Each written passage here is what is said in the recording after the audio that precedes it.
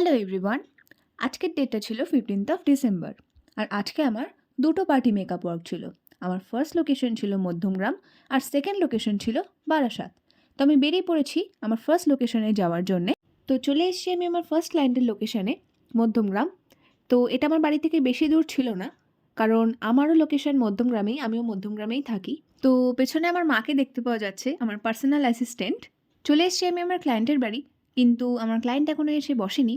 আর সেই ফাঁকে আমি একটু নিজের ভিডিও করে নিচ্ছি।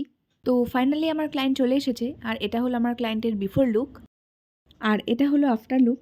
তো আমার ক্লায়েন্টের ডিমান্ড ছিল সে 8 পরে করে শাড়ি পরবে এবং মেকআপ লুকটা একটু সফট হবে আর হেয়ার স্টাইলটা ওপেনের মধ্যে হবে।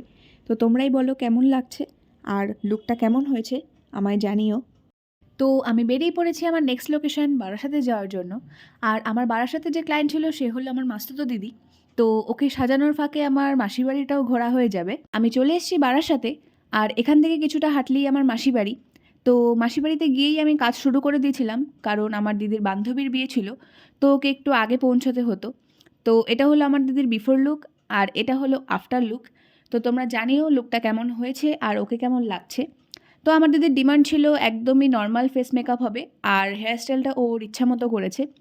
তো তোমরা জানিও আজকের ফার্স্ট লুকটা কেমন ছিল আর সেকেন্ড লুকটাও কেমন হয়েছে।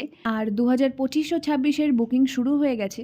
তোমরা যদি আমাকে তোমাদের স্পেশাল ডেতে বুক করতে চাও, তো আমার এই নিচে দেওয়া নম্বরে আমার সঙ্গে কন্ট্যাক্ট করে নিও। তো কাজ শেষের পর বেরিয়ে পড়েছি আমি আমার অ্যাসিস্ট্যান্ট আমার মাকে নিয়ে বাড়ি যাওয়ার জন্য।